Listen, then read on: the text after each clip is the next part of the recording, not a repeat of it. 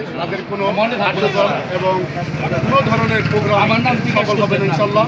আমরা শিকারীপাড়া union BNP এবং অঙ্গ সংগঠন সবাই তৎপর আছি। ক্রমেই এই প্রোগ্রাম সফল হতে দেবো না ইনশাল্লাহ। তাই আমি এখানে লিটন উপস্থাপনা করছি, অনেকের নাম বলছে, অনেকের বলে নাই।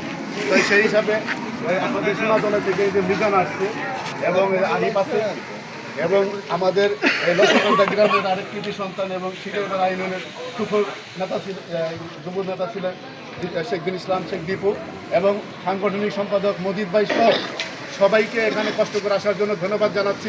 আমাদের সামনের টার্গেট আগামীকাল কোনো প্রোগ্রাম হবে না, বাংলাদেশে আওয়ামী লীগের কোনো প্রোগ্রাম হবে না।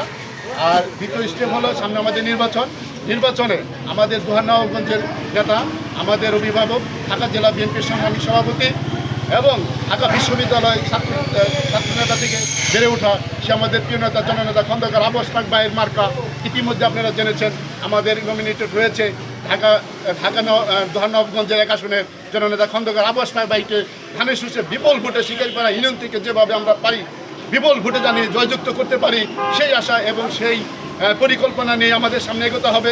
আমরা যেন তাকে সর্বোচ্চ সম্মান এবং শিকারীপাড়া ইউনিয়ন বিএনপি বরাবরই বিএনপির ঘাঁটি, আমরা যেন সেই ঘাঁটিকে ধরে রাখতে পারি এবং সামনে আমরা ধানের শীষকে ব্যাপক হারে এবং বিপুল ভোটে শিকারীপাড়া ইউনিয়ন থেকে জয়যুক্ত পারি।